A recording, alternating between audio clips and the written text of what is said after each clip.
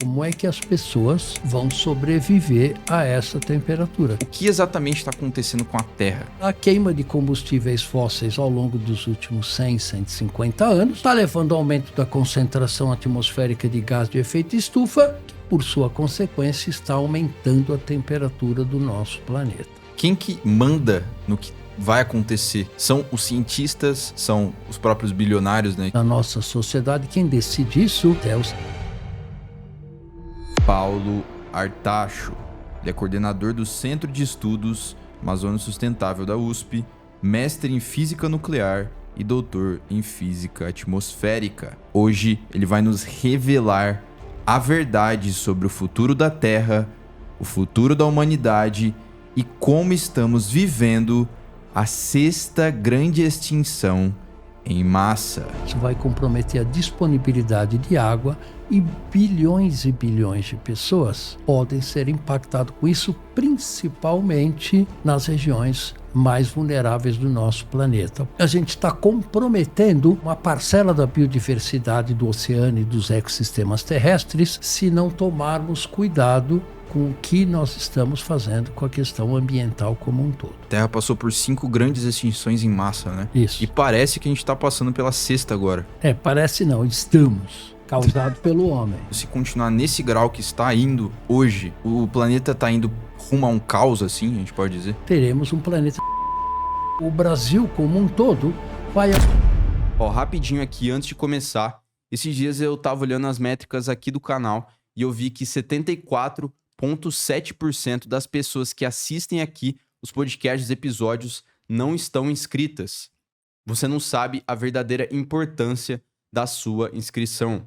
Os convidados que vêm aqui, eles olham muito para a métrica dos inscritos. Então, você estar se inscrevendo agora vai estar ajudando muito, de verdade, a gente a estar trazendo conteúdos cada vez mais incríveis e interessantes. Então, conto com a sua inscrição, agradeço de coração e vamos ao podcast. Obrigado, Paulo.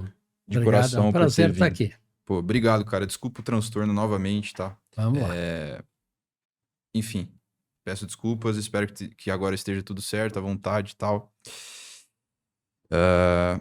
Paulo, então, queria começar para o pessoal que está caindo de paraquedas aqui, te fazer uma pergunta bem específica, né? Nos últimos anos aí, a gente pode ver que estão acontecendo situações que não aconteciam, pelo menos esse é o ponto de vista que eu tenho, assim, né? E você pode me corrigir também.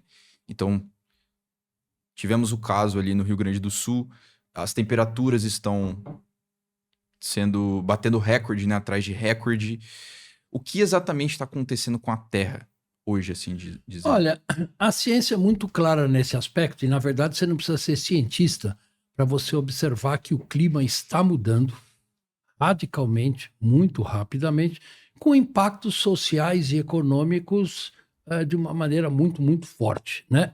A gente vê isso nos eventos climáticos extremos, que estão aumentando de frequência e aumentando de intensidade muito rapidamente. E a gente vê também pelo aumento gradual da temperatura, redução da precipitação em muitas regiões e assim por diante. Tudo isso é causado pelo aumento da concentração de gases de efeito estufa na atmosfera, principalmente causado pela queima de combustíveis fósseis. Então, a ciência já conhece que combustíveis fósseis aumentam a temperatura do planeta. Foi descoberto em 1896 por um físico sueco chamado Svante Arrhenius. Há mais de 100 anos a ciência sabe isso muito bem. E o que está acontecendo é que a queima de combustíveis fósseis ao longo dos últimos 100, 150 anos está levando ao aumento da concentração atmosférica de gás de efeito estufa, que, por sua consequência, está aumentando a temperatura do nosso planeta. O que você fala para o pessoal que diz que isso é uma mentira e que, na verdade, tudo isso é o ciclo, assim, da Terra? Veja, eu vou pela ciência. Eu sou um cientista, né? Eu olho a ciência, eu olho as evidências científicas. Mas se você pensar, minha mãe, que tem 92 anos, percebe que o clima está mudando. Então não adianta você negar que o clima está mudando, porque isso é uma questão tão evidente e clara, né? Vejam as cheias no Rio Grande do Sul, Vejam, as 3 secas mais importantes dos últimos 150 anos na Amazônia aconteceram nessa última década. A gente observa geleiras da Groenlândia derreter, geleira dos Andes, nos Himalaias. Quer dizer, isso hoje é um consenso absoluto de que o clima está mudando. E negar isso, basicamente, com interesses econômicos da indústria de combustíveis fósseis ou outros interesses, realmente não faz o menor sentido hoje. Na sua visão, é um interesse de grandes empresas que isso não se propague, que as pessoas não tenham consciência disso? Não há a menor dúvida. Por exemplo, no caso da questão da indústria do petróleo, né? Eles ganham dinheiro, na verdade, trilhões e trilhões de dólares a cada ano, vendendo combustíveis fósseis, que é basicamente o motor principal do aquecimento global. Então, essas indústrias, elas só estão tentando continuar ganhando dinheiro o máximo possível, no menor espaço de tempo possível, não importa os impactos sociais, econômicos ou ambientais. Este tipo de visão vai ter que mudar se quisermos construir uma sociedade minimamente sustentável. Do jeito que a gente está indo, Paulo, a gente está meio que, de certa forma, entre aspas, destruindo o planeta, né? Dessa forma que está indo, se continuar nesse grau que está indo hoje, o planeta está indo rumo a um caos, assim, a gente pode dizer? Não é nem destruição, nem caos. Teremos um planeta diferente. Isso não há a menor dúvida. Com as emissões de gás de efeito estufa que temos agora, ao longo deste século, a temperatura média do planeta vai aumentar cerca de 3 graus Celsius, já aumentou 1,55 graus Celsius em média. Vai aumentar em média 3 graus Celsius em áreas continentais como o Brasil. Perdão, 1,55 graus Celsius é quanto a temperatura já aumentou isso ao longo de quanto tempo? Metade do século passado até atualmente 2025. Nossa. Então, nós aquecemos o planeta em 1,55 graus em média. Mas lembre que 75% da superfície do oceano é água. E a água tem uma gigantesca capacidade térmica. O que isso quer dizer? Que em áreas continentais esse aquecimento é muito mais pronunciado. No caso do Brasil, o aquecimento médio no Brasil foi da ordem de 2,2 graus Celsius. Nossa. Em algumas regiões do Nordeste e do Cerrado brasileiro, esse aumento de temperatura já foi da ordem de 2,5 graus Celsius. E as previsões do painel intergovernamental de mudanças climáticas da ONU, do qual eu faço parte, apontam que o Brasil como um todo vai aumentar de temperatura da ordem de 4 graus a 4,5 graus. Então, a gente pode imaginar cidades como Palmas, Cuiabá, Manaus, Belém, né, como ficariam a vida dos seres humanos e as atividades econômicas com um aumento médio de temperatura de 4 graus a 4,5 graus. Então, o Brasil é um dos países mais vulneráveis às mudanças climáticas, porque, veja, aumentar 4 graus de temperatura em Estocolmo, em Moscou ou em Montreal, no Canadá, não é o mesmo impacto do que aumentar 4 graus de temperatura em Belém, Manaus, Palmas ou Cuiabá. Sim, eu vi você falando isso em outra entrevista e eu já ia perguntar em relação a isso. Quais são... como que você pode fazer essa comparação, né? Sei lá, para ficar mais fácil ainda para o público leigo entender, 4 graus aumentados em lugares extremamente frios e em lugares tropicais, né? Como é o Brasil. Como que é essa comparação, assim? Então, isso mostra que nós, brasileiros, somos uma das regiões mais vulneráveis às mudanças climáticas, né? Por uma série de razões. Por exemplo, a nossa economia é baseada no agronegócio. Produção de carne, soja, né? Commodities agrícolas como um todo. E o que a gente está observando é uma queda na taxa de precipitação que já é da ordem de 13% a 15% no Brasil Central. Isso está diminuindo a produtividade agrícola brasileira. Isso não é previsão para o futuro, isso já está acontecendo hoje. No futuro, essa queda na chuva no Brasil vai continuar. Portanto, a gente tem que repensar qual vai ser o futuro do nosso país. Um futuro de um país baseado só na produção de soja, carne e produtos agrícolas pode não ser tão produtivo no futuro, com a queda de precipitação que estamos observando que vai aumentar e também com o aumento da temperatura que prejudica muitas das lavouras. Quer dizer, a gente pode dizer, então, que há um conflito de interesse, então, ali dos próprios bilionários, assim, de setores como, por exemplo, o agronegócio, não é tão interessante para eles que continue o que está acontecendo. Isso. Mas o que acontece é que, em geral, né, os empresários têm uma visão de prazo muito, muito curta. Eles estão interessados em saber, olha, como é que eu vou ganhar dinheiro nos próximos 5 anos ou 10 anos. Acima disso, isso não é meu problema. O que eu vou deixar de legado para o planeta como um todo não é minha questão. Alguém vai se virar com isso. Mas se já diminuiu 10% a 15% mais ou menos, Sim, já diminuiu. isso já está Já acarretando está no bolso afetando. deles. Já. Então, muito do agronegócio brasileiro está pensando em começar a irrigar culturas no Brasil Central, ou seja, aumentar a taxa de irrigação. Isso retira água do subsolo, que também não é ilimitado, mas isso aumenta os custos.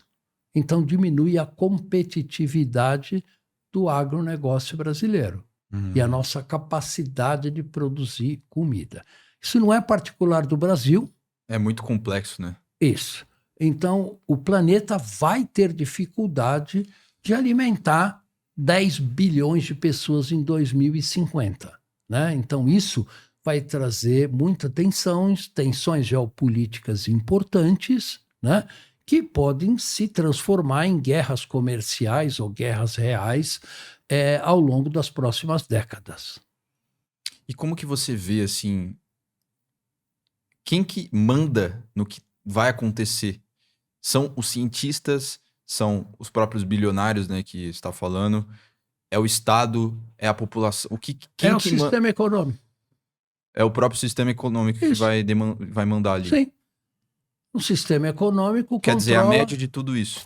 Controla onde vão os recursos financeiros da nossa sociedade. Quem decide isso não é o João e a Maria, mas é o sistema econômico como um todo. E o sistema econômico tem interesses de curtíssimo prazo e não se preocupa no esgotamento dos recursos naturais do nosso planeta, etc. e tal.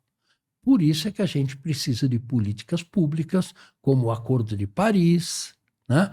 Como a lei de licenciamento ambiental aqui no Brasil. Você poderia elaborar em cima delas? Para regular, né, como é que o sistema socioeconômico pode ou não pode esgotar os recursos naturais do nosso planeta ou do nosso país. Poderia, por favor, elaborar esses exemplos que você deu?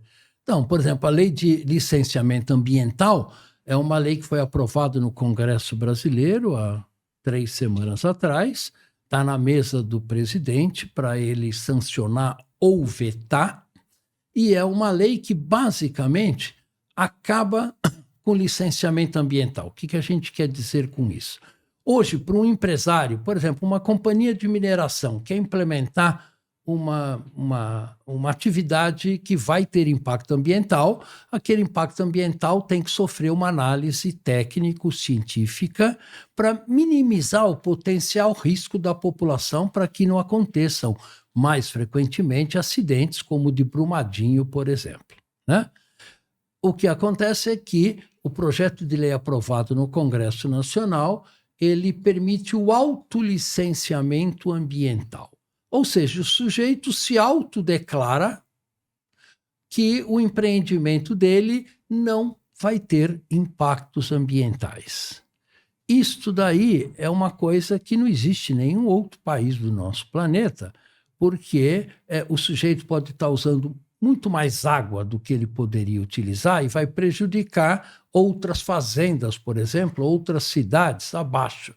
Se ele se autolicencia sem nenhuma análise técnico-científica, a sociedade perde e este cara acaba explorando recursos naturais mais do que ele poderia por causa da atividade que ele está fazendo. Ó, pausa rápida aqui. Deixa eu abrir uma coisa bem pessoal com vocês. Toda vez que eu me vejo mergulhado nesses papos sobre a mente, Deus, sentido da vida, eu lembro de como minha visão sobre tudo isso mudou completamente quando eu comecei a estudar filosofia de verdade. Aprender filosofia sozinho é um caminho muito difícil, muito complexo. É cheio de textos densos, filosóficos e muito difíceis, né? Parece que é muito fácil se perder nesse caminho e acabar não entendendo nada, assim. Eu mesmo já passei por isso antes de encontrar algo que realmente me servisse de guia. E hoje eu faço parte do núcleo de formação filosófica do professor Vitor Lima. E eu posso falar com tranquilidade que é o curso mais completo que eu já vi de filosofia do Brasil. São mais de 300 horas de aula que te levam desde lá do início da filosofia até a filosofia contemporânea. Isso com uma profundidade absurda, mas de uma forma fácil de entender, né? Um jeito acessível e guiado, assim, passo a passo. Para mim foi como trocar de lente. As conversas aqui no podcast ficaram muito mais claras para mim, as perguntas mais precisas e a vida também, de certa forma, mais compreensível. Isso não é papo de jabá, eu realmente estudo lá, de verdade. E o mais legal é que o Vitor, ele curte aqui o nosso trabalho no podcast, gosta dos temas que a gente traz, e ele liberou 20% de desconto exclusivo para quem escuta aqui o podcast. Se você sempre quis entender filosofia ou se você já tentou, né, começar e se perdeu no caminho, esse curso pode ser um mapa realmente que faltava para você. Agora, se fizer sentido para você também, o link está aí na descrição e no primeiro comentário fixado. Obrigado aí pela sua atenção e de volta ao podcast. Então, essa questão do licenciamento ambiental é muito importante. Então, por exemplo, licenciamento ambiental para uma indústria que vai emitir poluentes para a atmosfera, né? Existem regras para isso, né? Então, se o sujeito não precisar seguir mais as regras de emitir, por exemplo, poluentes cancerígenos para a atmosfera, ele pode até aumentar o lucro dele, não investindo em equipamentos de controle de poluição, mas ele vai prejudicar a vida de milhares de pessoas. Sim. Então, estas questões precisam de regulamentos, precisam de políticas públicas. E isso é extremamente importante. Na sua visão, assim, o livre mercado, do ponto de vista da saúde do planeta, o livre mercado é uma saída ruim, então? Não, não é. Veja, aí depende do que você chama de livre mercado. Aí depende, precisa definir o que você chama de livre mercado, né? Todas as atividades econômicas têm que ter algum nível de regulação social. Claro, né? Senão você poderia, olha, eu vou, construir um carro, né? O exemplo mais óbvio é, por exemplo, a questão de emissões de poluentes na atmosfera. Existem regulações sobre quanto que um carro a diesel, por exemplo, pode emitir. Aí algumas fábricas de automóveis... Ou, sei lá, um restaurante que precisa ter uma norma ali de segurança, né? Exatamente, senão para não colocar a população em risco, né? Então, existem normas para isso. Um posto de gasolina, ele tem que seguir normas bem restritas. Senão, basicamente, aquela gasolina pode pegar fogo, matar centenas de pessoas, né? Isso é o que a gente chama de regulação. E a sociedade precisa regular as atividades econômicas para afastar riscos que ela não está disposta a correr. Legal. Quais são as soluções que a gente pode aplicar ali, então? Deixar bem claro para a própria população, porque assim vai reverberar ali nas pessoas que vão ser eleitas, eu imagino. Práticas públicas, como você falou. Qual que é a principal alavanca, assim, digamos, né? Que a gente, né, como sociedade, pode focar ali para melhorar, assim, a saúde da Terra de forma geral, sabe? Olha, isso é uma pergunta muito genérica, né? Quer dizer, a saúde da Terra depende do número enorme. Mais genérica em que sentido que você fala? Porque a saúde da Terra depende do número enorme de atividades e assim por diante. Então como seria uma pergunta melhor? Vamos pensar no seguinte, por exemplo, no caso da atmosfera terrestre, né? Será que a gente tem o direito de alterar a composição da atmosfera terrestre, aumentando a concentração de gás de efeito estufa e comprometendo a vida dos nossos filhos e netos, que daqui a algumas décadas vão viver num mundo que vai ser muito mais inóspito para eles do que foi para nós, né? Então, com a emissão de gás de efeito estufa, com a poluição dos oceanos, a poluição de plásticos, é outro exemplo muito claro, né, de que nós estamos comprometendo a vida nos oceanos, soltando bilhões de toneladas de plástico a cada ano, e esse plástico vai para os nossos rios e, no fim, ele vai para os oceanos. Então, a gente está comprometendo uma parcela da biodiversidade do oceano e dos ecossistemas terrestres se não tomarmos cuidado com o que nós estamos fazendo com a questão ambiental como um todo. Legal. Você falou desse mundo inóspito, né? Que, sei lá, o meu neto pode presenciar ou alguma coisa do tipo. O que seria esse mundo, assim? Esse mundo inóspito seria um mundo onde, por exemplo, você teria uma temperatura média do planeta 4 graus mais quente nas áreas continentais. Isso já seria bizarro de Isso mudança. já seria extremamente preocupante, porque isso compromete a sobrevivência de uma parte importante da população humana que não pode viver, por exemplo, numa casa com ar-condicionado para regulação de temperatura. Isso vai comprometer a produção de alimentos, como eu coloquei, isso vai comprometer a disponibilidade de água e bilhões de pessoas podem ser impactadas com isso, principalmente nas regiões mais vulneráveis do nosso planeta, a população mais pobre do nosso planeta, tanto nas cidades quanto no campo. E esses 4 graus, beleza, vamos falar de detalhes assim sobre isso. Isso vai fazer com que essa população ali mais pobre e tal viva de uma forma mais difícil? Sim. Por que exatamente? Beleza, esses 4 graus aí vão prejudicar ali a terra e tal, mas o que seria isso, entende? Por exemplo, um exemplo, né, claro, a temperatura no Paquistão e no Iraque nesse ano, né, durante o período do verão, chegou a 48, 49 graus.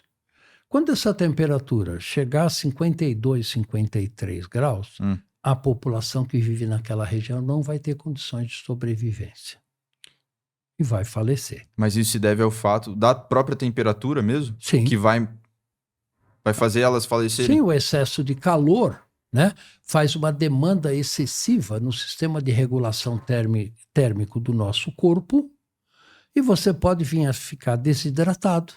Você pode ter uma insuficiência cardíaca, porque seu coração não consegue bombear sangue para oxigenar todos os seus tecidos e você morre. Isso ocorre particularmente em crianças e em pessoas mais idosas, onde a regulação de temperatura não é tão eficiente, né? Então, nós podemos ter... Está diretamente relacionado ali, então. Isso é diretamente relacionado com o estresse térmico que as pessoas estão sentindo, né? A gente vê no Brasil, já tivemos no ano de 2024, temperaturas que chegaram a 43, 44 graus em algumas regiões. Quando essas temperaturas chegarem 4 graus mais quente, nós vamos ter temperaturas de 48, 49 graus. Como é que as pessoas vão sobreviver a essa temperatura? A gente tem que começar a pensar nisso. Na cidade onde eu morava, Presidente Prudente, uma cidade bem quente também. Bem quente. Teve uma época que acho que foi mais ou menos 1 ano e meio, 2 anos atrás, por aí. Bateu em média ali 42, Isso. 43, não tenho certeza. E, cara, eu tava treinando jiu-jitsu no dia. Isso. Imagina você de kimono, Isso. lutando jiu-jitsu sem ar-condicionado Isso. e com essa temperatura, assim, é bizarro, né? Isso mesmo se você estivesse andando na rua. É literalmente você tá falando, né? Você sentia sede mais rápido e era muito visível isso. Isso. E aí você imagina, você está falando de uma pessoa numa situação confortável. Você imagina uma criança vivendo numa favela no Rio de Janeiro com uma temperatura de 38, 39 graus à noite tentando dormir. Ou no meio do dia no sol, né? Com temperaturas de 45, 46 graus. Né? Quer dizer, nós temos o direito de expor a população para riscos desse tipo? Essa é uma pergunta importante. Tá. Do ponto de vista do futuro da humanidade, quer dizer, avanços tecnológicos, exploração de outros planetas até, pensando meio que numa ficção científica, assim, né, como o futuro da humanidade. É válido hoje meio que extrair os recursos da Terra e fazer o que estamos fazendo hoje, apostando no futuro ou não? Não é um cálculo que fecha. Veja, primeiro a gente tem que cuidar do nosso planeta. Não, então, mas é exatamente isso que eu tô falando. De certa forma, se você extrai do planeta, você aumenta a produtividade em algum setor e diminui, sei lá, a própria saúde do planeta, atmosférica e por aí vai, né? Como a gente já falou. É válido esse desequilíbrio no momento para depois a gente conseguir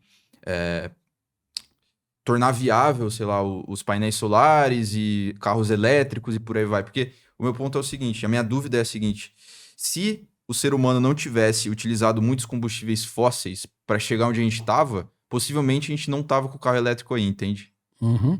Olha, veja, eu costumo colocar da seguinte maneira, a humanidade hoje está num processo de transição para uma nova sociedade, né? Essas transições já ocorreram antes na história da humanidade, né? Desde quando a gente acabou com o feudalismo, aí depois tivemos o iluminismo, tivemos a Revolução Industrial em 1850, tivemos a Primeira e Segunda Guerra Mundial no século XX, né? E agora nós estamos num outro processo de transição para uma nova sociedade que ninguém sabe ainda direito como é que vai ser essa nova sociedade. Ela vai ter que ser construída, porque caiu a ficha de que o atual modelo de desenvolvimento que a gente tem, baseado no uso ilimitado dos recursos naturais em um planeta que tem recursos naturais limitados, baseados na concentração extrema de renda e baseado numa visão de curtíssimo prazo, sem levar em conta as suas consequências sociais, econômicas e ambientais, este modelo é inviável mesmo a curtíssimo prazo. Então, nós vamos construir uma sociedade mais sustentável, uma sociedade que siga os 17 Objetivos de Desenvolvimento Sustentáveis. 17. Né? Sim. Né? Então, os ODS que a gente chama, né, os 17 ODS, são um guia sobre como nós devemos construir uma sociedade sustentável. Isso é um consenso ali acadêmico. Isso não é muito mais do que um consenso acadêmico. Isso é uma política pública das Nações Unidas, assinada por 196 países signatários dos ODS e do qual o Brasil é um dos signatários. Então, número 1, erradicar a fome. Número 2, água para todos. Número 13, luta contra a mudança climática. Número 17, luta contra a perda de biodiversidade. É um guia para construir um planeta sustentável. E como atrelar isso ao próprio mercado, então? Porque essas 17 aí, eu concordo com todas elas, tá? Não me entenda mal, mas o meu ponto é o seguinte, cara. A gente tem que sempre pensar do ponto de vista da própria natureza humana. Então, assim, por que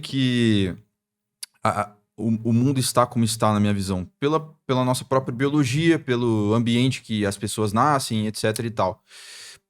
A natureza humana, ela, por padrão, quer obter mais poder, mais coisas, mais terras e por aí vai, né? Isso tá totalmente atrelado ao próprio evolucionismo, né? Não. Não é a natureza humana. Não é a natureza humana. Não é culpa do homem. Como assim? É culpa do sistema econômico que acabou prevalecendo ao longo dos últimos 50, 100 anos. Não é uma culpa individual de cada ser humano. O sistema econômico que enriquece pouquíssimos, esse sistema econômico dominado por 1% da população mais rica do nosso planeta, está subjugando os outros 99% a uma vida muito, muito mais difícil do que eles tinham. Então, não é uma questão de ser humano, é uma questão de sistema socioeconômico. Mas você discorda que a própria natureza humana quer obter sempre mais poder, Não. tem a ganância ali? Isso não existe, por exemplo, você vai em tribos indígenas na Amazônia, isso não existe. Esse conceito que você está me falando não é da natureza humana. A cultura, ela também vai mudar ali o ambiente, né? Mas por padrão, se você jogar pessoas em uma floresta, que, sei lá, recém-nascidos e tal, eles vão querer sobreviver e perpetuar a espécie deles. Só O isso. gene deles, né? Isso os povos tradicionais fazem há milhares de anos, sem comprometer a sobrevivência do seu ecossistema. Por causa da religião, né? Não necessariamente. Não necessariamente. Sei Não, lá, eu tô dando não é meu ponto de religião. vista aqui, tá? Aí você vai me corrigir. Mas assim, uma tribo, por que ela não sai desmatando a floresta? Porque ela acredita que a floresta é sagrada, de certa forma.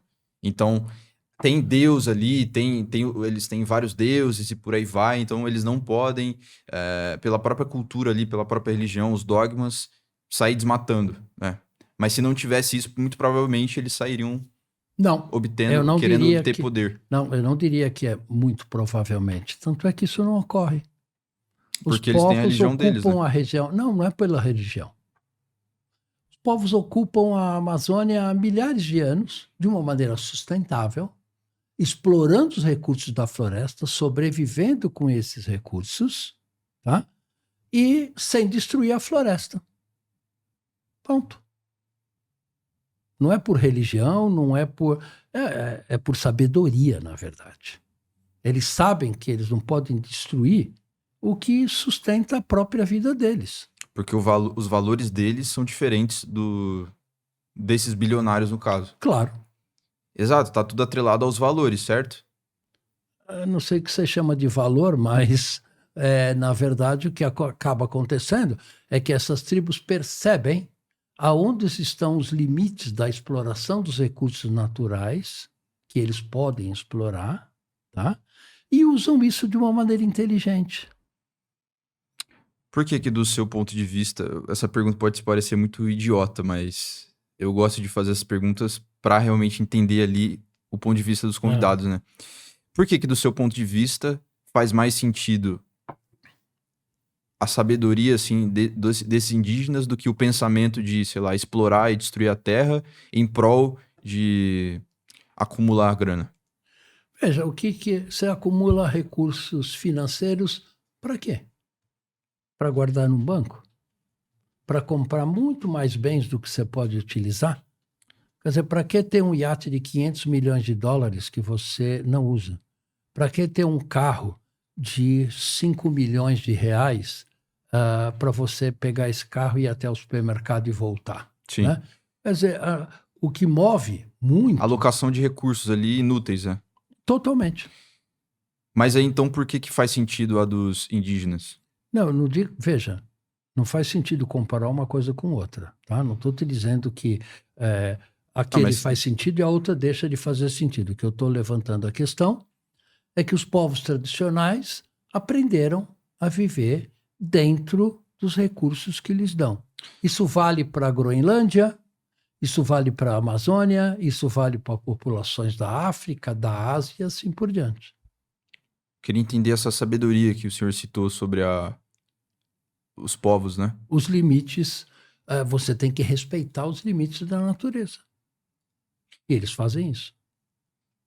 É possível a gente respeitar os limites da natureza atrelado a um futuro tecnológico? Sim.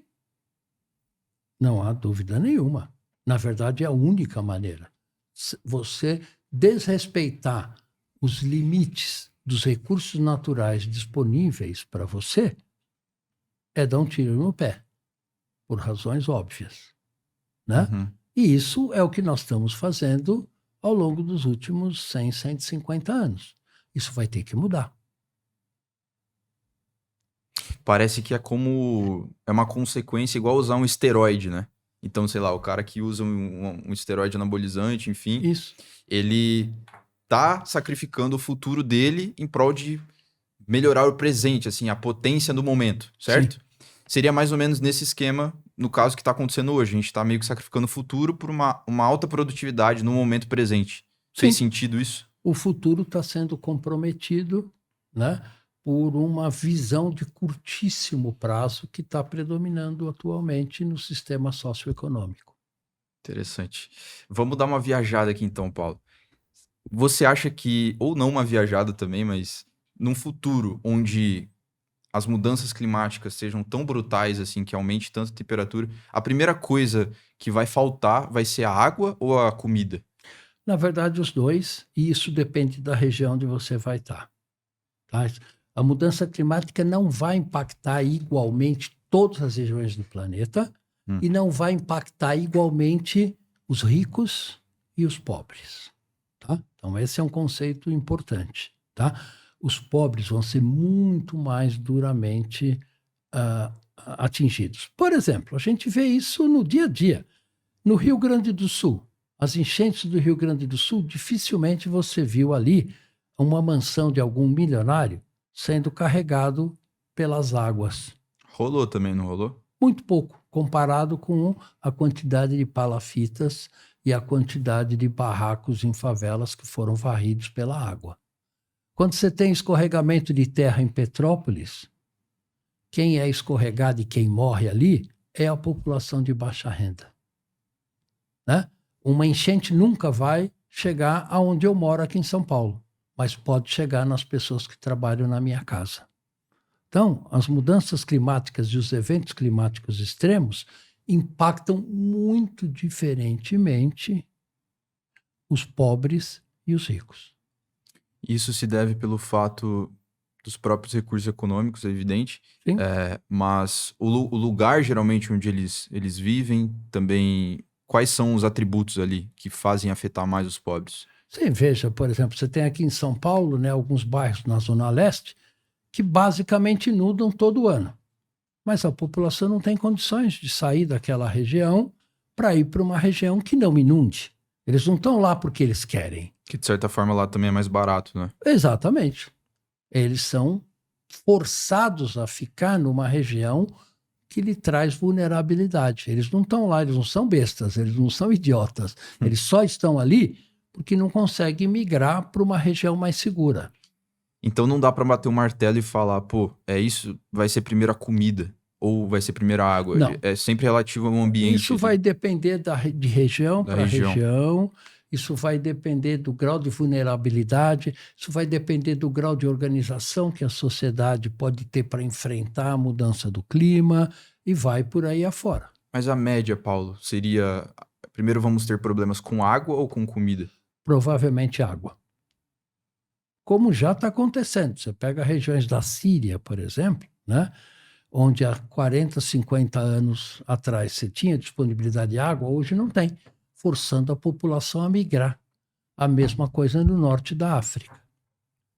Nossa, a mesma Síria coisa é uma região bem brutal, então. Fora a guerra, tem E o outras... Nordeste brasileiro, veja, que era uma região semiárida, está se tornando uma região árida e o Brasil tem que decidir o que nós vamos fazer com os milhões de nordestinos que daqui a algumas décadas não vão ter condições de manter qualquer atividade socioeconômica numa região com uma precipitação menor do que 100 milímetros por ano.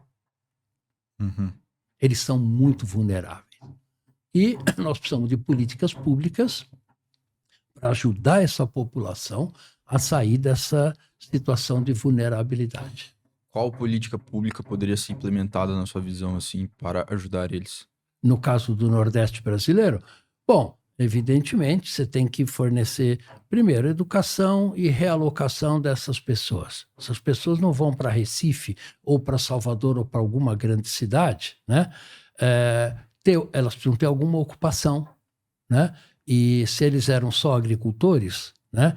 Você vai precisar da formação para essas pessoas, da infraestrutura, ajudar financeiramente essas pessoas, porque essa transição não vai ser nada trivial e vai por aí afora. Então, isso precisa-se de políticas públicas de adaptação ao novo clima. Mas então seria melhorar o potencial de renda, então, do Sim. pessoal de lá. Sim. Não necessariamente fazer eles saírem de lá, então, para outro lugar. Aí cada caso vai ser um caso. Então, por exemplo, o projeto de reversão do Rio São Francisco foi feito para levar água para o agreste nordestino. Acontece que a taxa de precipitação acabou caindo tanto no Vale do Rio São Francisco que hoje você tem muito pouca água para realmente fornecer água para a população para manter atividades socioeconômicas lá. E isso só vai se agravar ao longo das próximas décadas. Legal. No caso do Nordeste, então, que é um grande problema aí para o Brasil, né? A gente pode dizer nesse sentido. Seria políticas públicas para melhorar, então, a educação de lá, que a educação sempre é a base, Sim, né? você precisa investir na formação de pessoas para que elas possam ser realocadas daquele trabalho que eles faziam anteriormente para um novo trabalho. Certo, mas ainda vai ter esse dado aí, né? Vai ter esse número de, sei lá, como que eu posso falar isso? Esse número de milímetros aí que vão chover lá. Sim. Isso não tem como mudar. Não. Isso é uma consequência das mudanças climáticas. Não há tecnologia hoje conhecida que possa, por exemplo, alterar a precipitação de uma determinada região da maneira como a gente conhece hoje. Você já viu aquela antenas HARP que o pessoal fala? Que é isso? Não. É o pessoal, fake news, assim, né? Pelo que eu entendi, tem um pessoal que divulga que o governo, sei lá, os Illuminates e tal, eles têm umas antenas que eles conseguem controlar onde chove, né? Não, isso não existe. Algum dia você acha que vai ser possível, cara? Fazer o quê? Ter uma tecnologia nesse nível, assim? Porque tem aquela, se eu não me engano, a escala de Kardashev, né? Onde Kardashev, eu acho que era um físico e tal, ele categorizou o tipo de civilizações pelo universo. Uhum. E aí tem civilização nível 1, nível 0, nível 1, nível 2, nível 3 e tal. A nível 1 é a que consegue controlar a própria energia do planeta, né? Uhum. Meio que, sei lá, controlar os vulcões e as nuvens e tal. A nível 2 já consegue controlar a energia do Sol. A nível 3, a ficção científica total da galáxia e tal. Mas é possível chegarmos ali no nível 1, controlar vulcões e etc e tal? Olha, o que vai acontecer com o planeta daqui a alguns milhares de anos é muito difícil da gente prever. O que eu posso te dizer é Falando aqui de futurologia, nos próximos 100 ou 200 anos, a chance disso acontecer é muito, muito, muito pequena. Muito pequena, assim, nesse espaço de tempo. O que existe na questão das mudanças climáticas são tecnologias que estão sendo estudadas hoje, chamadas geoengenharia climática. Como? Geoengenharia climática. Por exemplo, imitar um vulcão. Um vulcão injeta partículas de aerossóis na alta estratosfera e ele resfria o planeta, né? Só que essas partículas que os vulcões jogam na estratosfera, o Pinatubo resfriou o planeta por bastante tempo, 2 anos, cerca de 1 ano e meio a 2 anos. Essas partículas vão lá para cima, para a estratosfera, ela reflete a radiação solar e com isso resfriam o planeta. O que acontece é que existem cientistas estudando como que se isso poderia ser feito, né, de uma maneira intencional para mitigar as mudanças climáticas. Né? Quais são os estudos que a gente São tem? vários estudos que são feitos, está na literatura, chamada geoengenharia climática, ou Solar Radiation Management, que significa administração da radiação solar. Né? Mas todas essas tecnologias têm efeitos colaterais muito importantes, né? De alterar a chuva. Então, onde chovia pode parar de chover, onde não chovia pode chover muito mais, o que é prejudicial para as sociedades que estão naquele local adaptadas com o clima que a gente tem hoje, e vai por aí afora. E a gente não sabe nem se essas tecnologias são factíveis em grande escala, ou seja, em escala planetária, né? Os pontos positivos seriam melhores do que as consequências nesse sentido, se a gente conseguisse aplicar? Então, todos os estudos apontam que os efeitos colaterais são piores do que os potenciais benefícios. Agora, a ciência deve continuar investigando essas possibilidades, entendeu? O papel da ciência é desenvolver tecnologias para que a sociedade possa decidir se aquela tecnologia pode ser usada ou não usada. Sim, sim. E quais são, puxando esse gancho, né, do que os cientistas estão estudando agora, quais são as novas tecnologias que vão surgir aí em relação a esse assunto que a gente está falando, isso nos próximos 10, 15, 20 anos, assim? Bom, o que é importante colocar é que o painel intergovernamental de mudanças climáticas, o IPCC, coloca claramente que a gente já tem todas as tecnologias para reduzir pela metade as emissões de gás de efeito estufa até 2030. Metade? Metade. Caramba, bicho. Então, na geração de energia, né? Hoje, 80% dos gases de efeito estufa se dão através da queima de carvão, petróleo e gás natural, né? Para produzir energia. Só que a geração de energia solar e energia eólica, hoje, já são competitivos do ponto de vista de preços com a queima de combustíveis fósseis. Isso é particularmente importante para o Brasil, que tem um potencial de geração de energia solar e eólica, particularmente no Nordeste brasileiro, que nenhum outro país chega perto do nosso potencial de geração de energia eólica e solar. Caramba, pô. Então, o Brasil tem vantagens Nem na África ali. Não, nem na África. Por exemplo, no deserto do Saara, você teria um aproveitamento ótimo de energia ali, só que aí você teria que transportar essa energia por milhares de quilômetros. Isso não acontece no Brasil. Então, o Brasil tem um potencial enorme de ser uma potência de energia sustentável já nas próximas décadas. Mas a gente precisa largar essa questão dos combustíveis fósseis, que é a fonte de energia do século passado, e aderir para a fonte de energia do futuro, que são as energias renováveis. E por que a gente não investe nisso? É interesse Interesses econômicos. Então, o Brasil, por exemplo, a Petrobras vai gastar bilhões e bilhões de dólares para procurar petróleo na foz do Amazonas. Se esses bilhões de dólares fossem investidos em geração de energia solar e eólica no Nordeste brasileiro, geraria muito mais energia a um custo muito menor e num prazo muito mais curto. Então, são políticas públicas que estão sendo implementadas de maneira errada. Por que não entra um bilionário também para investir nesse setor, então, de, sei lá, de energias? Os bilionários não vão renováveis? melhorar a situação, eles só vão piorar. Mas, sei lá, alguém com interesse ali por ganhar grana com isso também? Sim. Existe muitas companhias investindo em energia solar e energia eólica, inclusive no Brasil, né? Cerca de 19% da nossa energia hoje, em 2025, já é produzida com energia solar e eólica. E esse dado está aumentando? Esse dado está aumentando rapidamente. Tá? É um bom sinal. Que é um bom sinal, porque evidentemente você não muda uma estrutura de geração energética de um país grande como o Brasil da noite para o dia. Isso não existe. Né? Então, vai demorar algumas décadas. Agora, quanto mais cedo a gente começar e quanto mais rápido a gente implementar, melhor vai ser a perspectiva brasileira para o futuro do nosso planeta. E assim, Paulo, agora me causou uma curiosidade, cara.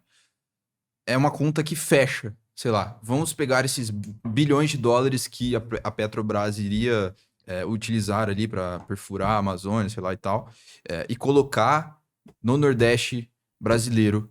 Isso é uma conta que fecha, daria muito mais retorno ali. Sim. Só que quem pressiona para furar os poços de petróleo na foz do Amazonas são as companhias que detêm os navios para essa perfuração, toda a infraestrutura de refino de petróleo e vai por aí afora. São interesses econômicos. Sim. E o governo depende dessas empresas. Exato. Né? E como acabar, então, com isso e conseguir deixar ali, como que eu posso dizer? Pressão da população em geral. Sem essa pressão desses interesses, cara. A população em geral tem que começar a eleger políticos que façam políticas públicas não para o seu próprio benefício ou para o benefício da companhia que pagou a sua eleição e começar a estruturar políticas públicas que beneficiam a população como um todo. Mas você acha que isso vai dar certo? Se toda a população tivesse a consciência de Olha, deu votar na certo em pessoa muitos certa. países. Não, mas deu certo na educação, né? Sim, Tipo, na base, sim. não no político. E em muitos países chegou no político. Por exemplo, o exemplo mais óbvio é a Suécia. A Suécia, na década de 20 do século passado, década de 30, era extremamente pobre. Mais da metade da população da Suécia emigrou pela fome em 1920, 1930. Aí eles século tiveram atrás, isso. vários governos seguidos que implementaram políticas sociais, que implementaram um modelo de desenvolvimento para o país, e hoje a Suécia é um dos países mais ricos do nosso planeta. Dá certo? Dá. Mas isso se deve pelo fato de que eles investiram, tipo, aqui, ó, na base da educação, ou porque eles votaram lá no político que fez esse milagre, São entende? várias coisas. Quer dizer, obviamente não é uma única iniciativa que vai fazer uma mudança total. Quer dizer, primeiro, você tem que investir em educação. Isso é base, mas só isso não basta. Você precisa ter um projeto de país, ter uma visão de futuro para o seu país, né, que seja compatível com os interesses da nação, com as necessidades do planeta e assim por diante. Então, a Suécia tinha minério de ferro. Então, investiram em siderúrgicas de altíssima qualidade, tá? Então, o aço sueco, há 30, 40 anos atrás, era rolamentos da SKF, se você lembrar, eram assim o topo do topo do topo da qualidade. Né? Então, com isso, a Suécia ganhou uma vantagem estratégica enorme. E isto teve uma política de Estado, não é uma política de governo. Né? Ficou ao longo de vários governos, 20, 30, 40 anos, a mesma política. Então não é assim, você troca de governo, troca a política, o país dá uma guinada. Muda de novo o governo, você tem que ter um projeto de Estado, um projeto de país acordado pela sociedade e investir nessa direção. É isso, por longo prazo. Por longo prazo. Se você fizer isso, a tua chance de ter sucesso aumenta bastante. E você tem fé, Paulo, no Brasil, cara? Mas não há a menor dúvida, não só no Brasil. Você tem fé na humanidade? Claro. Por que não teria? Por tudo que a gente está vivendo. Não. Veja, de novo o que eu falei, nós estamos passando um período de transição. Mas sempre a humanidade não foi tão boa assim, né, cara? Se a gente for olhar a história de toda a humanidade, houveram guerras e conflitos. Tudo por interesse das pessoas. Exato. Sim. Mas Exato. é assim que... mas a dinâmica social, política e econômica, né, foi essa. Só que agora nós já estamos chegando num limite do uso dos recursos naturais do nosso planeta. Então, ou a gente... Sua aposta é que, pelo fato de que o planeta está nessa situação, nós vamos nos unir para fazer o bem. Nós não temos outra alternativa. A outra alternativa é uma guerra nuclear global. Então tem outra alternativa. 90% da população e torne o planeta inabitável pela radiação. Isso é alternativa? Não. Então você realmente tem fé assim na humanidade? Não há a menor dúvida. Porque Como que você não tem dúvida, cara? Não tenho a menor dúvida. Nós vamos sair dessa crise. Nós vamos sair dessa crise e veja, a COP30 que vai acontecer agora no Brasil é uma das reuniões onde nós vamos tentar estruturar saídas para essa crise climática. Não é fácil? Claro que não. É trivial? Não. Pô, mas aí vão se reunir cientistas lá e tal, e vão achar, é isso aqui que tem que fazer, isso aqui, isso aqui. Aí você vai lá, apresenta o projeto para o governo, e aí não vai passar, cara. A COP30 não é uma reunião Não, isso que eu ia até acrescentar. Sei. Eu não sei se é uma reunião de cientistas e tal, mas eu só tô dando um exemplo. Governos, são 196 governos que vão tentar estruturar políticas para reduzir as emissões de gás de efeito estufa acabar com a exploração e uso de petróleo e combustíveis fósseis e investir num futuro mais sustentável para o nosso planeta. Mas isso sempre veio acontecendo, né? Essas Sempre veio reuniões e acontecendo. não tá dando certo. Mas alguma hora vai dar certo. Espero que sim, cara. Eu também. E é para isso que a gente tem que trabalhar. Sim. Para isso que eu faço ciência. Você entendeu? Para isso que nós temos milhares de cientistas descobrindo maneiras de você minimizar o impacto antropogênico nos nossos ecossistemas, nos nossos biomas, na vida humana e assim por diante. Inclusive, parabéns, cara, pelo seu trabalho. Esse é o papel da ciência. É ajudar a sociedade a melhorar a sua qualidade de vida. Fazendo uma aposta... Bom, você falou que você tem fé na humanidade, né? Fazendo uma aposta para o futuro da humanidade, ou seja, daqui... Futurologia mesmo, né? Eu queria dar uma viajada aqui. Você acha que os seres humanos vão ser extintos ou nós vamos conseguir vencer esse jogo do universo? Não, nós não vamos ser extintos. Quer dizer, é importante a gente perceber que a mudança climática não significa extinção da espécie humana. Sim, mas eu tô dizendo, daqui milhares de anos pode vir um asteroide aqui... Pode, com certeza, isso é claro. Exato. Mas a vida vai continuar em algum outro canto. A sua aposta é que a humanidade vai perpetuar aí pelo universo, conforme for passando milhares e milhões de anos? Ou temos um tempo aí? A humanidade eu não sei. Eu não diria... Porque aí é uma visão muito egocêntrica, né? A vida não é só o homem. Sim. A vida é muito mais do que isso, né? Temos vida em cada árvore, temos vida em cada animal, temos vida nos seres humanos, né? Esta vida, muito provavelmente, também existe em outros planetas, em outros cantos do universo, né? Nunca ninguém detectou essa vida concretamente em outras regiões, mas tudo indica que ela não existe somente aqui no nosso planeta. E essa vida vai continuar. Mas o que vale mais, uma vida humana ou a vida de um porco? Não existe essa comparação.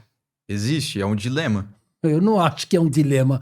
Ambos são igualmente importantes. Ambos são igualmente importantes? Sim. Você come carne? Sim. Você comeria a carne de um humano? Não. Então não são ambos igualmente importantes. Mas não é questão de comer ou não comer. Quer dizer, não existe uma qualificação para diferentes seres vivos. Quer dizer, você não pode dizer que um ser humano vale mais do que uma árvore. O ser humano depende daquela árvore para oxigênio, por exemplo, você entendeu?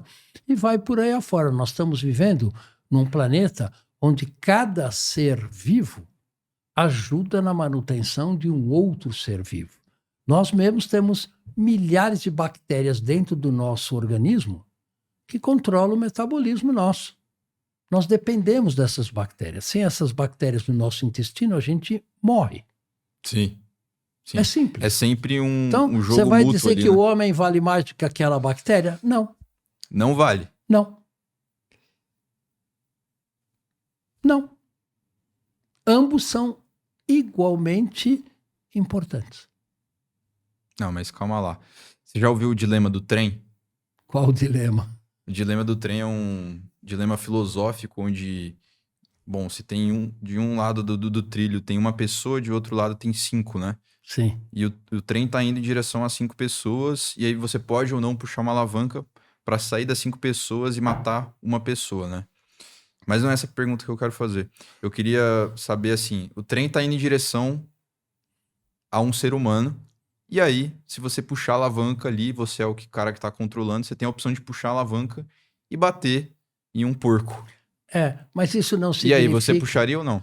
Não, mas isso não significa que o porco vale mais ou vale menos do que o ser humano. Mas qual é a sua resposta? Não sei, dependia da circunstância ali na hora. É mesmo? É. Por que exatamente, cara? Eu queria entender.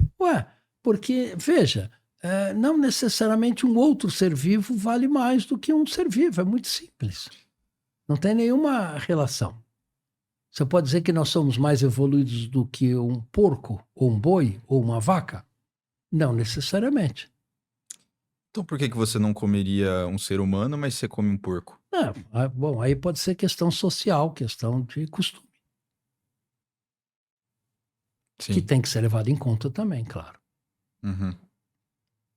E nesse dilema do trem, então vamos falar que você tá... Vamos descomplicar complicando as coisas, né? Tirando outros seres vivos. Vamos falar que o trem tá indo em direção a 5 pessoas. E aí você tem a opção de puxar a alavanca para ir para uma pessoa. Você puxa a alavanca.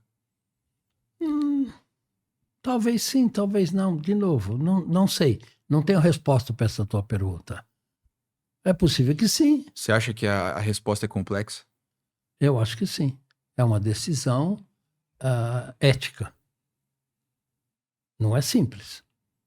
Não é 1 versus 5. Mas essas perguntas não são elas mesmo que vão definir onde que nós vamos alocar os recursos da civilização? Quer dizer, se a gente não entrar num consenso do que realmente é importante, como que a gente vai criar práticas públicas, por exemplo? Em primeiro lugar, consenso é uma palavra meio complicada, né? Consenso para quem? Consenso de quem, né? Quer dizer, o que eu acho que você está falando de consenso é um denominador comum de um conjunto de pessoas, que é diferente se você botar 5 bilionários ou 5 pessoas. Sim. Entendeu? Então, Mas práticas públicas partem de consenso, de certa forma. Pode ser um consenso mais nichado, específico, ou da população, sei lá. não, para muitas das políticas que nós estamos vendo hoje são implementadas com interesses econômicos muito específicos de um grupo setorial particular, não da população em geral. Tudo bem, mas partindo desse ideal de que seria da população em geral, Sim, certo?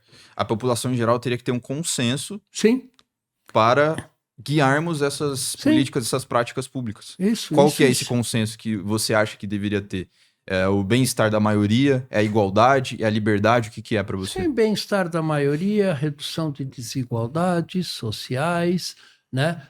Visão de futuro que tem que ser compartilhado por toda a sociedade e assim por diante. Muitos países fazem isso. A China, por exemplo, faz isso. Sim. E nesse caso do dilema do trem, não precisaria ser um consenso na sua visão? Você entende que, tipo, também faz parte dali? Na minha visão, claro. Pode ser que sim. Ou no caso do porco. Sim. Uhum. Como eu falei, eu dou uma viajada, tá? Uma Sim. parada mais de filosofia. Aham. Bom, beleza. A gente falou então do... A gente chegou a... Eu não sei se a gente mudou de assunto quando eu perguntei das pesquisas que estão sendo feitas há 10 a 15 anos pra frente, né? Sim. Você falou... você falou que 80% e que a gente já pode diminuir 50% até 2030. As emissões de gás As de efeito. emissões Já de gás. temos as tecnologias para isso. Isso é uma frase muito importante. E quais são as tecnologias? Bom, aí depende do setor. Por exemplo, setor de transporte, né? Carros elétricos, em geral, são muito mais eficientes do que carros com motor a combustão interna. Carros que a gente usa usando gasolina, por exemplo, né? Então, o futuro do transporte vai ser um transporte elétrico, principalmente pela maior eficiência no uso da energia como um todo, tá? E também porque eles, a princípio, não emitem tanto gás de efeito estufa quanto você queimar óleo diesel ou queimar gasolina no seu carro. Na parte de edificações, a gente tem que aprender a construir prédios e edifícios que sejam mais isolados termicamente, tá? Para que a gente não perca tanto calor para fora nos países de clima frio ou não deixe tanto calor de fora entrar para dentro nos países de clima quente, né? Quais são os equipamentos utilizados ali? Isolamento térmico, melhor projeto de ventilação e assim por diante. Então, As melhores técnicas. estruturas seriam a base de tijolo, do quê? Aí também você tem que levar em conta a questão da cultura local, né? Então, por exemplo, nos Estados Unidos, a maior parte das casas são feitas de madeira ou são feitas de aço, né? Tijolo, como a gente constrói aqui no Brasil, é muito raro nos Estados Unidos, porque a mão de obra é muito cara, né? E aí, cada país, na Noruega, 90% das casas são de madeira. Caramba, que interessante. Né? 90%. Na Suécia também, sim, madeira. Eles têm uma tecnologia de usar madeira, casas de 50, 60 anos atrás construídas de madeira, estão bonitinhas até hoje. Isso é fácil de fazer num clima frio e num clima mais seco. Tem até a questão dos furacões, né, e tal. Por exemplo, lá nos Estados Unidos não dá para ser tijolo por causa disso também, né? Exato. Então, tem que ser adaptado para cada região. Então, cada região tem que desenvolver as suas tecnologias de construção mais adequadas que usem menos energia.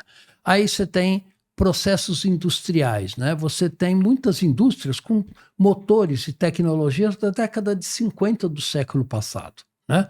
Hoje existem controladores muito mais eficientes que podem fazer o mesmo trabalho usando muito menos energia, né?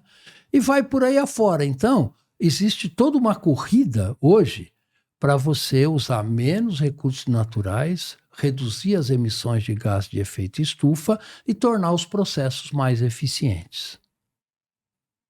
Isso é possível e o IPCC coloca, já temos todas as tecnologias necessárias para reduzir em 50% as emissões de gás de efeito estufa em praticamente todos os processos industriais, residenciais e de transporte. Pô, isso daí é sensacional, cara. Sim. Agora, por que não é implementado? Né? Por que não reduzimos em 50% as emissões de gás de efeito estufa? A cada ano, as concentrações estão aumentando de 2% a 3% ao ano. Né? Por quê? Porque essas novas tecnologias não são as tecnologias que são dominadas pelos setores econômicos que controlam as políticas públicas. E esses 2% é como se fosse de juros compostos, assim. Vai aumentando, obviamente, ano a ano. Ou seja, vai ser 2% do ano passado, ou seja, de 102%. Isso, e vai subindo. Então, Nossa, então é muito rápido, cara. a humanidade aumentando está muito emitindo 62 bilhões de toneladas de gases de efeito estufa equivalentes a cada ano para a nossa atmosfera.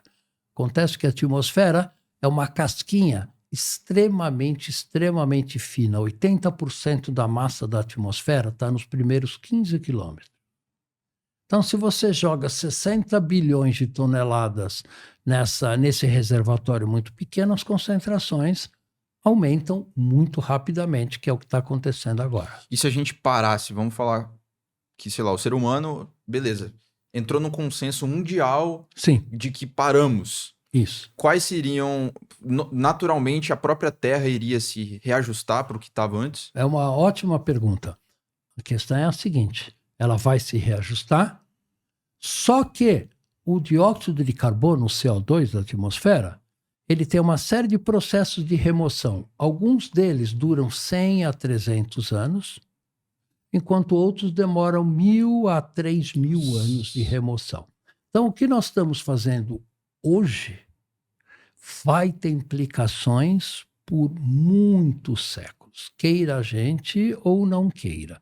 Não há tecnologia conhecida hoje para remover os gases de efeito estufa que nós estamos emitindo atualmente. Então, isso preocupa porque compromete o futuro do planeta como um todo. Nossa. Quer dizer, todas as ações que o ser humano faz hoje, no mínimo, vai Perdurar por 100 a 1.200 anos. alguns séculos, no mínimo. Aí depende do processo de remoção, né? Então, uma árvore, por exemplo, ela remove CO2 da atmosfera através da fotossíntese, né? Então, plantar uma árvore é ótimo.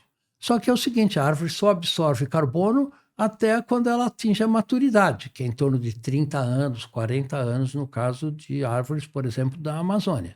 A partir daí, ela não absorve mais CO2. Tudo que ela absorve de CO2 na fotossíntese, ela emite para a atmosfera na forma de respiração. Então, se você quiser tirar CO2 da atmosfera usando árvores, você tem que plantar bilhões de árvores. Depois que elas crescerem, você tem que cortar essa árvore, enterrar no solo, onde a meia-vida desse carbono vai ser muito grande, plantar a árvore de novo para continuar removendo CO2 da atmosfera. Tudo isso é caro, requer mão de obra muito complexa e é um processo difícil de fazer, não é nada trivial. Mas a gente tem que investir em recuperação ecológica das áreas que a gente já destruiu, por exemplo, da floresta amazônica. Pelo menos a gente já tem um caminho, né? Temos. Um caminho O Brasil do que poderia ser bom ali muita fazer. sorte desse ponto de vista. Nenhum outro país tem a capacidade de fazer recuperação de áreas degradadas como o Brasil tem, pela nossa localização tropical, qualidade do solo e assim por diante. O Brasil tem muitos pontos positivos, né, cara? Tem, não há a menor dúvida. Apesar dos pontos negativos. Sim, nós temos muitas vantagens estratégicas, como a gente coloca. Um país muito rico, cara. Sim, muito rico de recursos naturais, mas, obviamente, a gente tem que mudar a filosofia da exploração desses recursos naturais para, em vez de ser uma exploração predatória, temos que ter uma exploração que mantenha o carbono no solo, que não polua nossos rios com agrotóxicos e vai por aí afora. Muito legal. Fora o Brasil, quais outros países assim a gente pode dizer que são outros... Como que eu posso...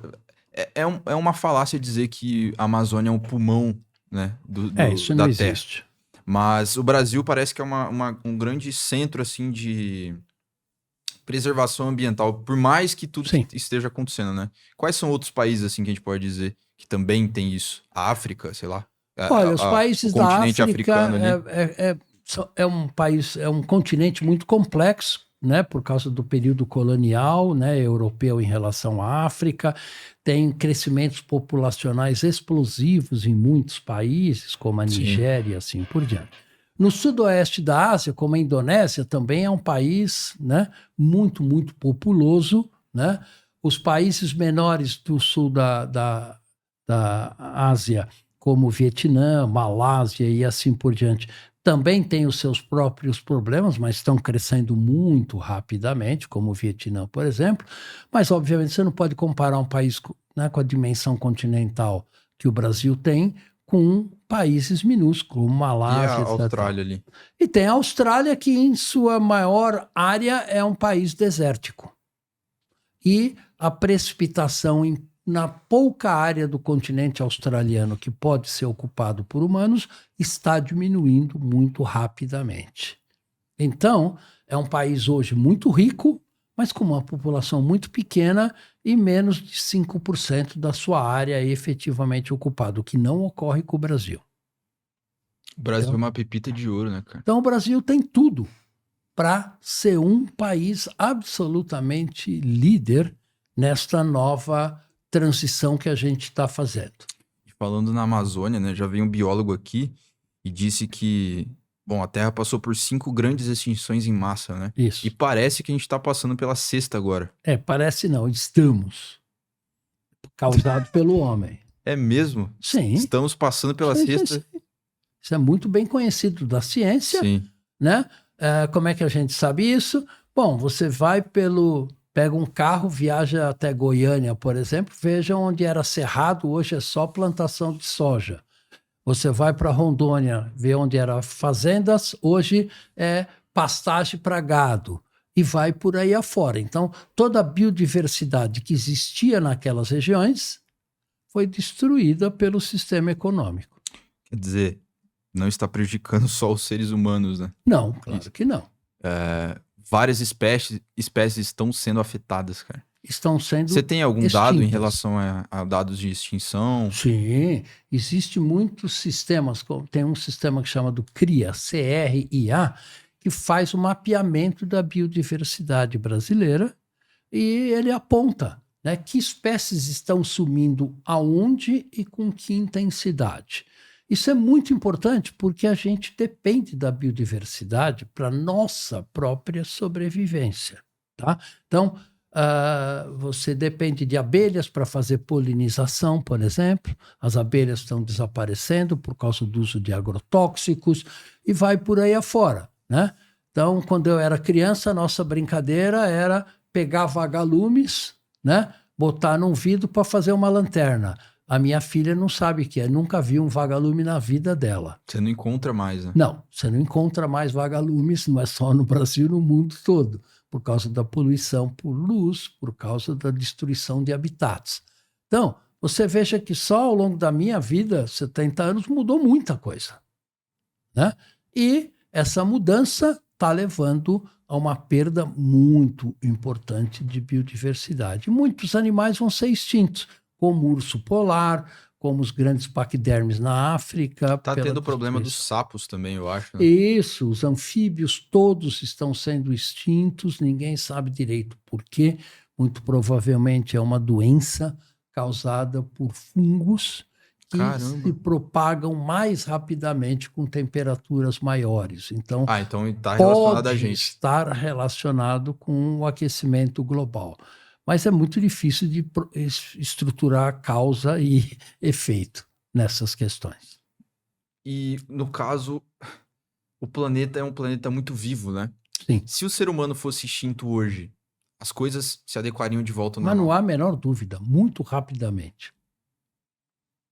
Daqui a 400 anos, ninguém nem saberia que os seres humanos passaram por esse planeta.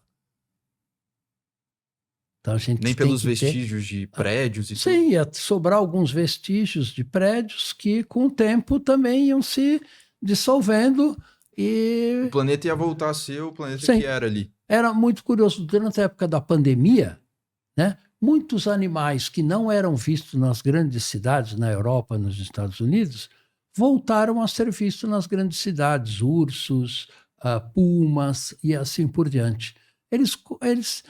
Os humanos deram uma brecha, eles foram ocupando os espaços. Isso acontece naturalmente, é uma força da natureza humana. Sim, porque de certa forma, se não tivesse essa cidade aqui, a gente tá Sim. aqui na Grande São Paulo, estariam vários bichos Sim, andando por aí, sem né? dúvida nenhuma. Árvores e tal, pássaros, só que como o Isso. ser humano vê lá e pá, né? Exato. Mata né? o bicho, Agora, não permite que ele chegue aqui. Nós não somos o dono do planeta. A gente compartilha esse planeta com bilhões de outras espécies. O ser humano não é o dono do planeta. Não.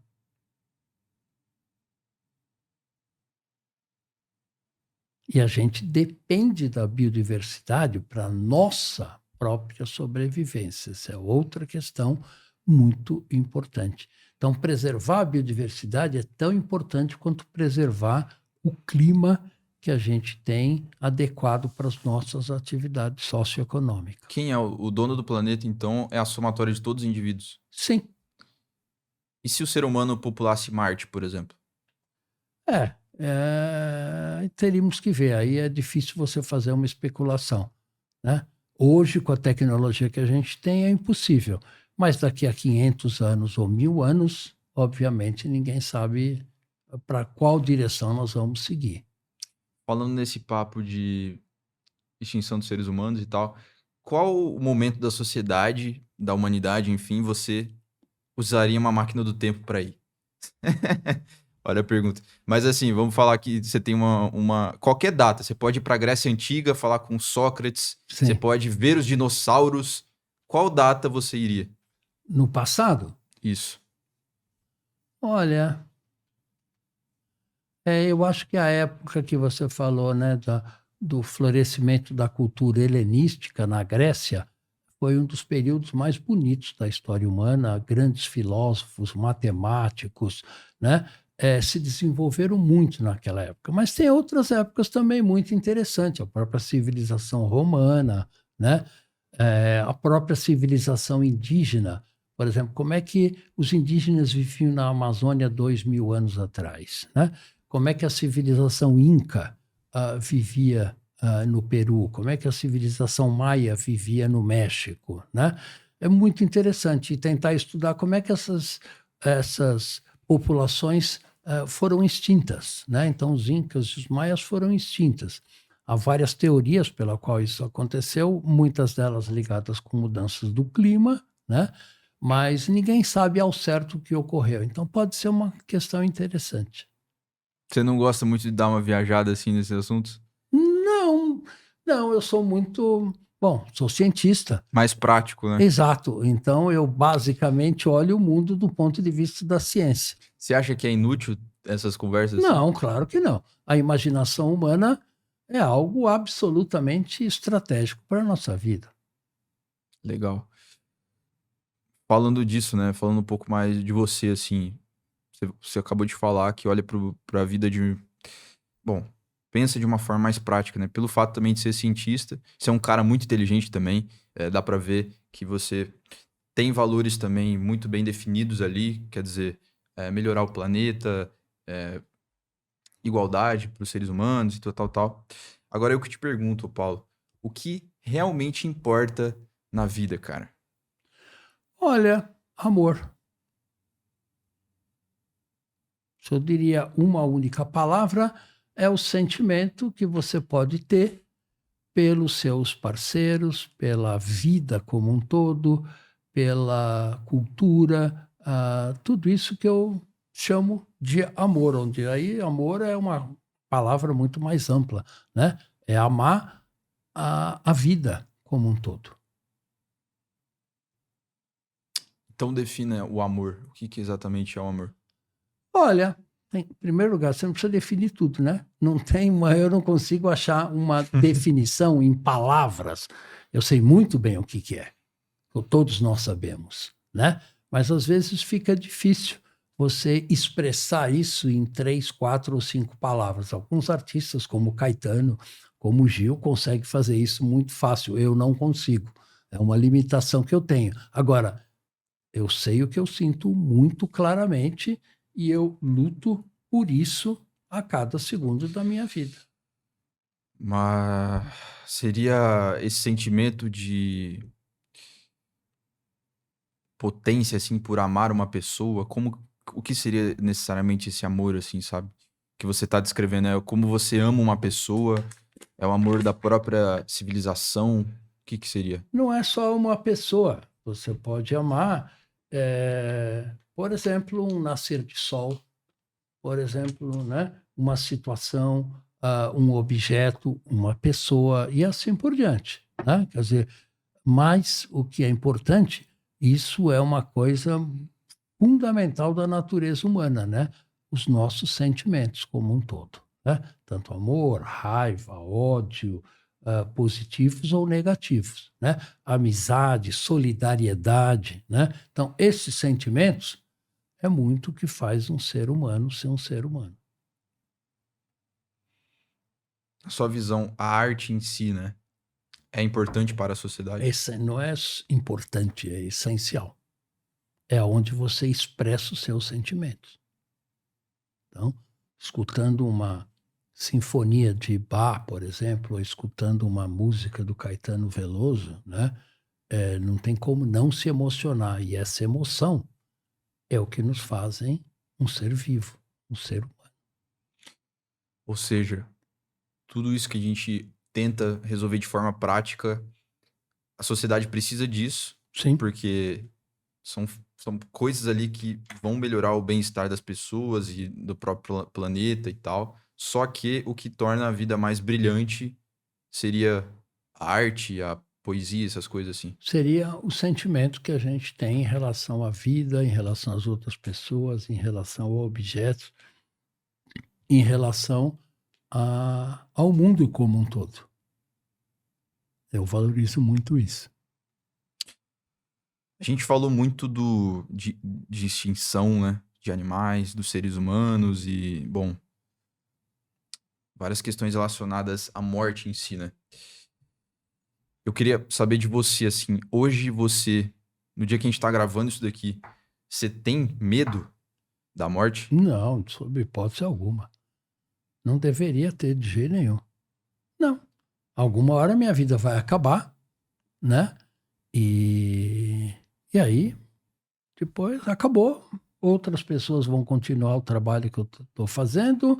Isso vai entrar no modo perpétuo da vida no nosso planeta como um todo. Zero medo, assim. O Zero. Por que eu deveria ter medo? que você acha que tem ali depois de tudo isso? Olha, eu não sei. A resposta mais clara que eu vejo é isso.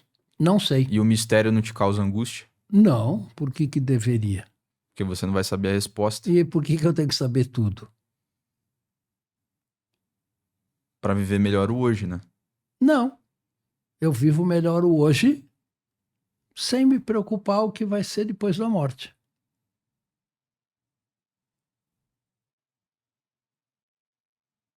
de certa forma, se não tem nada após a morte, se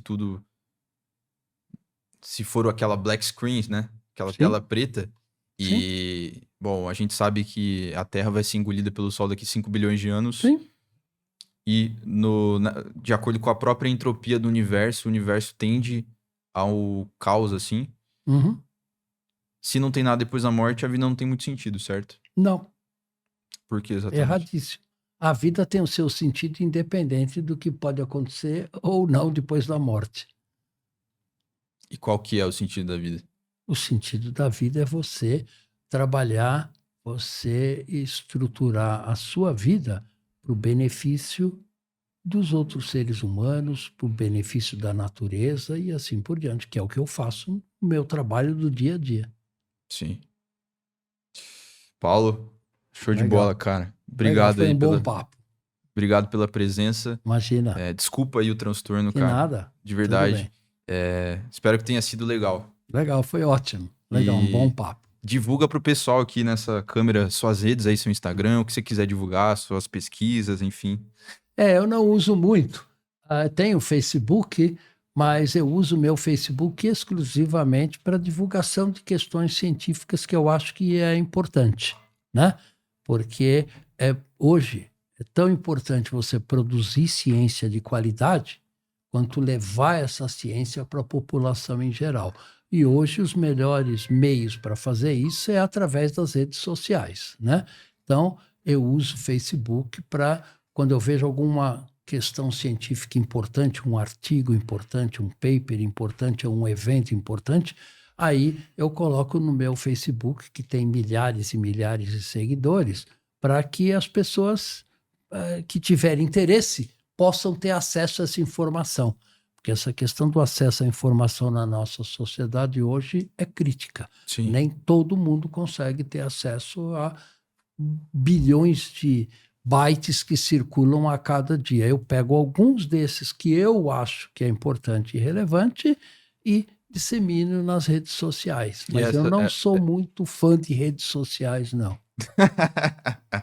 Mas são esses pequenos atos, assim, que melhoram a humanidade, né? Sim, sem dúvida. Pô, obrigado Legal. de novo Obrigado aí por ter vindo, você, cara. Imagina. Você aí... De nada. Foi ótimo. Só pra depois eu encerrar ali, mas, pô, eu adoro receber cientistas aqui, pessoas que fazem o bem, assim, sabe? Então, obrigado aí de coração por ter vindo, cara. Imagina.